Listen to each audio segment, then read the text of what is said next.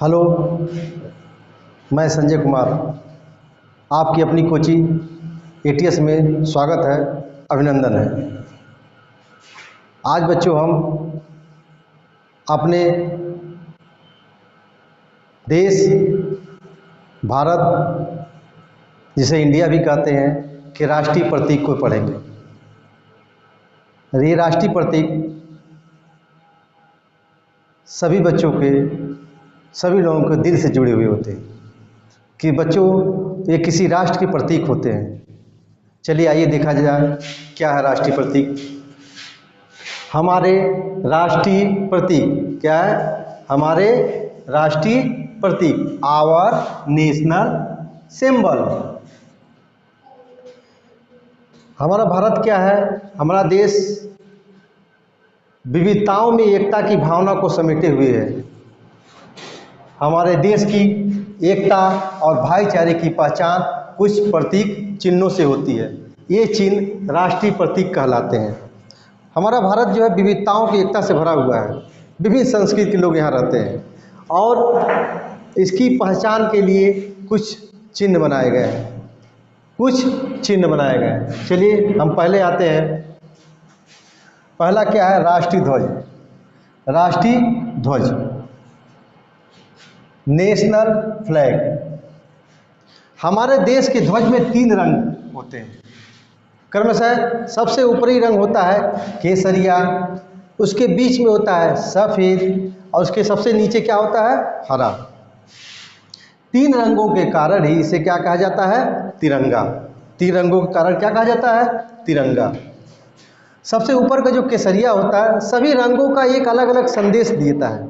भारत में जो ध्वज है, इसका जो तीनों रंग है, सबका अलग अलग क्या है? संदेश मिलता है। सबसे ऊपर का रंग केसरिया। केसरिया रंग किसका पहचान है? बलिदान का प्रतीक है। बीच का रंग सफ़ेद क्या दिखाता है? शांति का। और सबसे नीचे क्या रंग है? हरा, जो हमारी धरती की हरियाली दर्शाता है। तो तिरंगे में 3 रंगों के कारण क्या बना है? इसको तिरंगा कहा गया है। 3 रंगों में सबसे ऊपरी क्या होती है?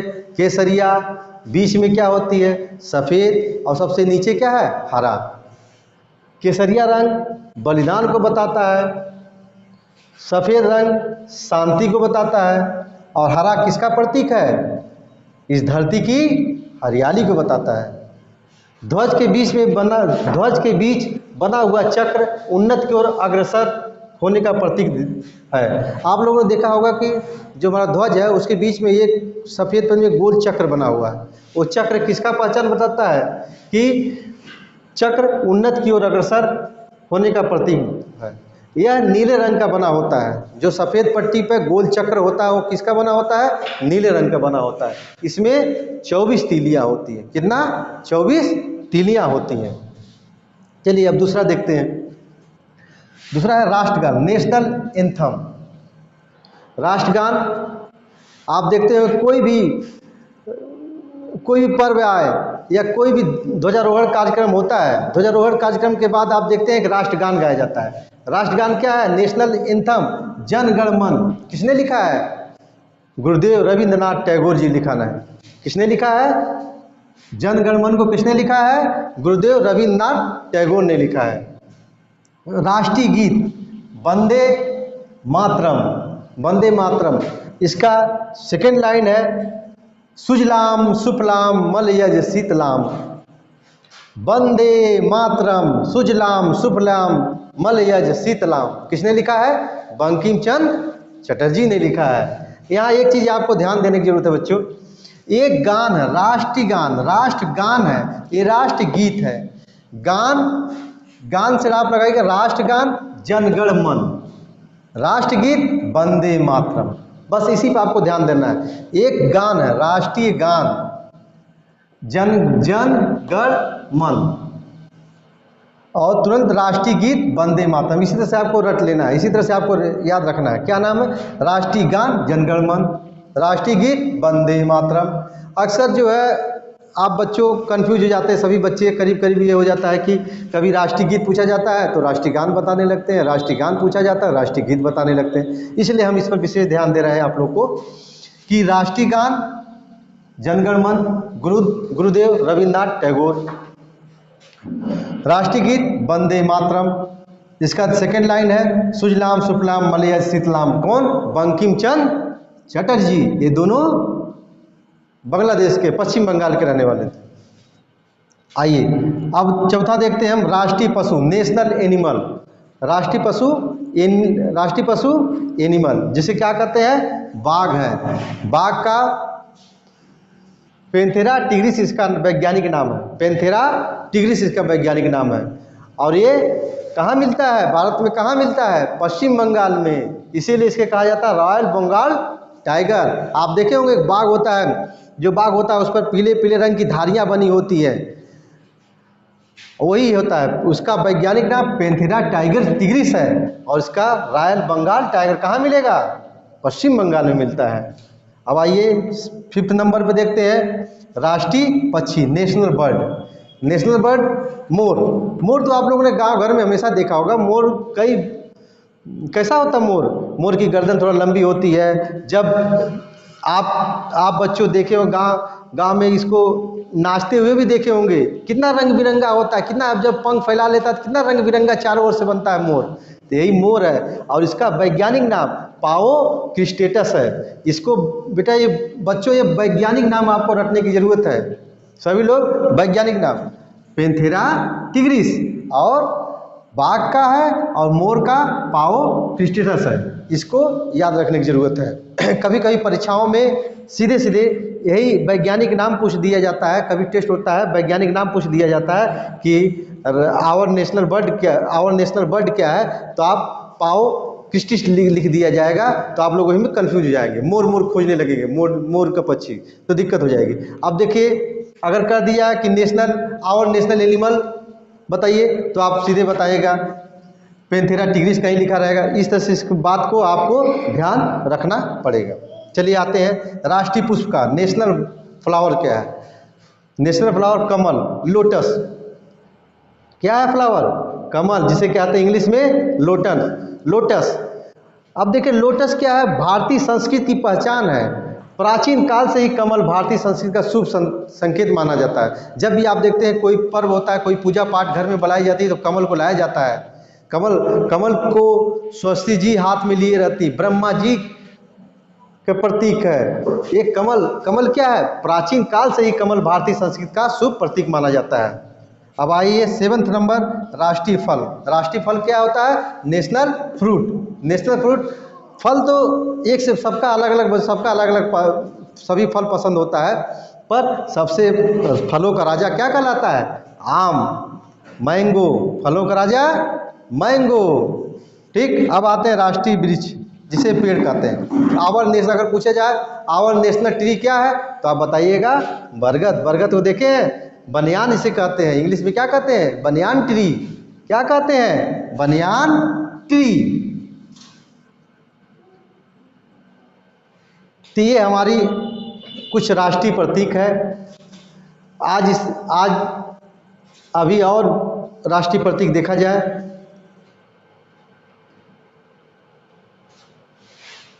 देखिए फिर से एक बार दोहरा लेते हैं। राष्ट्रीय ध्वज 3 रंग होते हैं, जिसे 3 रंगों का अर्थ से तिरंगा कहते हैं। राष्ट्रगान, नेशनल एंथम क्या? जनगण मन, जिसे गुरुदेव रविन्द्रनाथ टैगोर जी ने लिखा है। राष्ट्रीय गीत वंदे मातरम, इसे किसने लिखा? बंकिम चंद्र चटर्जी जी ने लिखा है। नेशनल एनिमल क्या है? बाघ है। आवर नेशनल बर्ड क्या है? मोर है। नेशनल फ्लावर क्या है? लोटस है। नेशनल फ्रूट क्या है? आम है। नेशनल ट्री क्या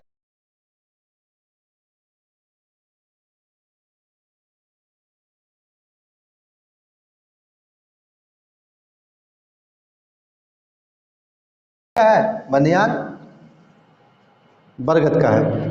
ठीक। चलिए आगे अब देखते हैं। अब आगे वाला देखते हैं, आगे का इसके चलिए। हाँ, अब देखिए, और 8 तक हमने पढ़ चुका है। अब 9वां देखते हैं। 9वां अपने राष्ट्रीय चिन्ह को देखते हैं। 9वां क्या है? 9th हो गया राष्ट्रीय चिन्ह। राष्ट्रीय चिन्ह क्या होती है? भारत के एक प्रतीक मोहर के रूप में होती है। ठीक है। सारनाथ, सारनाथ कहाँ है हमारा? वाराणसी में। सारनाथ स्थित सम्राट अशोक, अशोक एक राजा थे, उन्होंने सिंह स्तंभ, स्तंभ क्या होती है? एक पत्थर का खंभा, उसी को क्या कहा जाता है? स्तंभ। उसी को अशोक लाट, क्या सम्राट, प्राचीन समय में सम्राट जो अशोक थे, इन्होंने अपने राज्य का प्रचार करने के लिए या धर्म का प्रचार करने के लिए लोहे का, पहले पत्थर का बड़े बड़े शिला जो है गाड़ देते थे और उस पर क्या है? खुदाई की पहचान, खुदा लिख, उस पर लिखा जाता था। तो वही उसी स्तंभ पे, उसी स्तंभ से भारतीय पहचान करिए। चलिए हाँ, अब देखिए, और 8 तक हमने पढ़ चुका है, अब 9वां देखते हैं। 9वां अपने राष्ट्रीय चिन्ह को देखते हैं। 9वां क्या है? 9th हो गया राष्ट्रीय चिन्ह। राष्ट्रीय चिन्ह क्या होती है? भारत के एक प्रतीक मोहर के रूप में होती है। ठीक है। सारनाथ, सारनाथ कहाँ है हमारा? वाराणसी में। सारनाथ स्थित सम्राट अशोक, अशोक एक राजा थे, उन्होंने सिंह स्तंभ, स्तंभ क्या होती है? एक पत्थर का खंभा, उसी को क्या कहा जाता है? स्तंभ। उसी को अशोक लाट, क्या सम्राट, प्राचीन समय में सम्राट जो अशोक थे, इन्होंने अपने राज्य का प्रचार करने के लिए या धर्म का प्रचार करने के लिए लोहे का, पहले पत्थर का बड़े बड़े शिला जो है गाड़ देते थे और उस पर क्या है? खुदाई की पहचान, खुदा लिख, उस पर लिखा जाता था। तो वही उसी स्तंभ पे, उसी स्तंभ से भारतीय पहचान, भारतीय राष्ट्रीय चिन्ह कहाँ से ली गई है? सारनाथ बनारस स्थित सम्राट अशोक के सिंह स्तंभ से। इस पर जो स्तंभ, मूल रूप से इसमें 4 शेर चारों दिशाओं की तरफ बने हैं। आप कभी बनारस घूमने जाइए, वहाँ देखिए सारनाथ में कि इसको जरूर देखिएगा, राष्ट्रीय चिन्ह वो है। अभी खंडित अवस्था में, थोड़ा खंडित हो गया है, फिर भी अभी ठीक अवस्था में है। आपको एकदम 4 शेर चारों दिशाओं में अपना चेहरा करके खड़े हुए हैं और लगेगा शेर जो है बहुत बलवान, बलिष्ठ शेर प्रतीक दिखाई पड़ते हैं। बहुत ही अच्छा लगता है, खूबसूरत दृश्य दिखाई पड़ता है। एक बार जरूर, अगर आप लोग को घूमने का मौका मिला तो एक बार जरूर जाइएगा, अशोक स्तंभ को देख के आइएगा।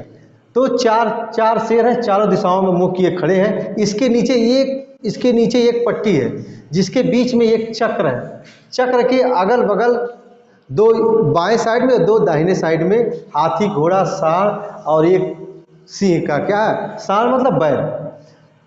इस पर इनका चित्र बना हुआ है और बने स्तंभ में नीचे, उसी के नीचे क्या है? देवनागरी लिपि में सत्यमेव जयते लिखा है। सत्यमेव जयते लिखा है, देवनागरी लिपि में सत्यमेव जयते लिखा है, जिसका अर्थ है सत्य ही विजय होती है। क्या लिखा है? सत्यमेव। आप सुने होंगे, सत्यमेव जयते। आप अक्सर न्यायालय में लिखा रहता है सत्यमेव जयते, सत्य की ही विजय होती है। इसके बाद चलिए आइए 10वां नंबर पढ़े, राष्ट्रीय नदी। राष्ट्रीय नदी क्या है? गंगा नदी है। राष्ट्रीय नदी गंगा नदी, भारत की सबसे लंबी नदी है, यही गंगा नदी है, राष्ट्रीय नदी।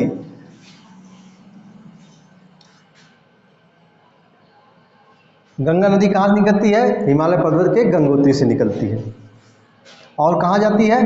बंगाल की खाड़ी में अपना गिर जाती है, चली जाती वहाँ।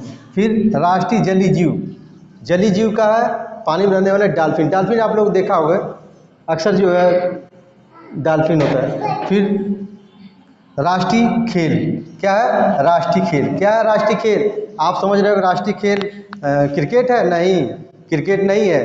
राष्ट्रीय खेल हॉकी है। भारत के राष्ट्रीय खेल क्या है? हॉकी है। इसके एक खिलाड़ी का नाम आपने सुना होगा, क्या सुना होगा? प्रख्यात खिलाड़ी क्या है? ध्यानचंद। ध्यानचंद जी उसमें बहुत अच्छे खिलाड़ी थे और इन्हीं के नाम पे ध्यानचंद स्टेडियम भी बना हुआ है। फिर राष्ट्रीय पाचांग, जो आप कैलेंडर होता है उसी को राष्ट्रीय कैलेंडर कहा जाता है, शक संवत पर आधारित है और इसका पहला महीना क्या होता है? चैत्र होता है। पहला महीना चैत्र होता है, यही शक संवत हो ग्रेगियर पाचांग या ग्रेगियर कैलेंडर कहा जाता है। फिर आगे चलते हैं, राष्ट्रीय लीप। लिपि क्या है? देवनागरी लिपि। आपको क्या है, यहाँ देखिए देवनागरी लिपि है ना, यही है देवनागरी लिपि में लिखा गया। वहाँ जैसे देवनागरी लिपि में लिखा गया सत्यमेव जयते, और भारत की लिपि ही देवनागरी लिपि है। मुद्रा नेशनल करेंसी, मुद्रा नेशनल करेंसी क्या है? भारतीय रुपया है। क्या है? भारतीय रुपया। इसके बाद चलिए एक क्वेश्चन आप लोग हमें बताइएगा कमेंट करके कि 1 रुपये पे भारतीय मुद्रा 1 रुपये के नोट पर किसका हस्ताक्षर होता है? ये हमें कमेंट करके आप बताइएगा, ठीक है?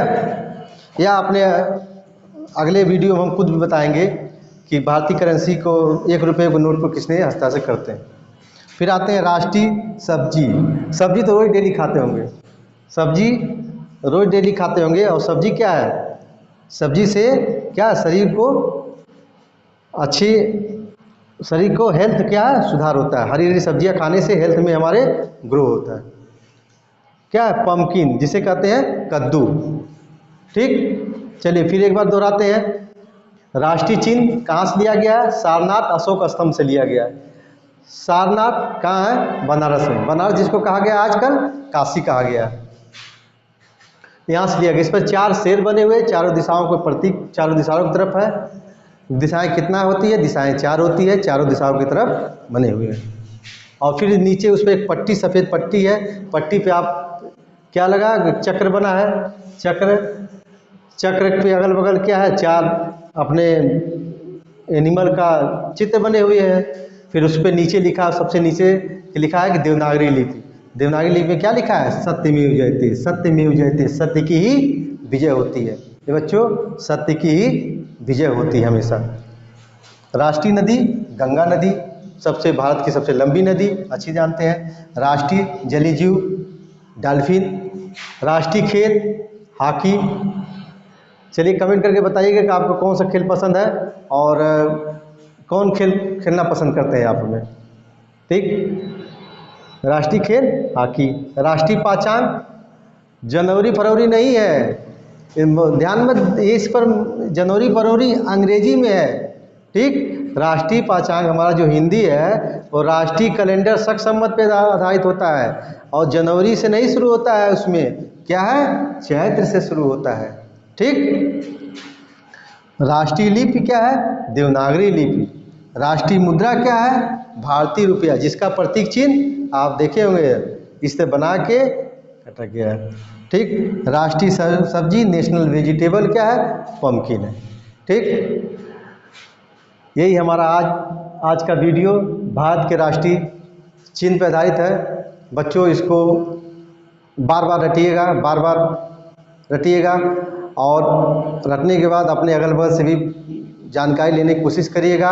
और भारतीय राष्ट्रीय चिन्ह क्या है? दिल में सजोने की विषय है, दिल में इसे सम्मान का विषय है ये चीज़। और अगर ये हमारा वीडियो आपको पसंद आया होगा तो आप सभी बच्चों को बताइएगा, और फिर वही बात, शेयर करिए, सब्सक्राइब करिए। आपको हमारी वीडियो पसंद आई हो तो हमारा लाइक करिए, हमें मार्गदर्शन दीजिए और हमें मोटिवेशन प्रदान करिए, ठीक है। थैंक यू, फिर मिलते हैं अगली वीडियो में।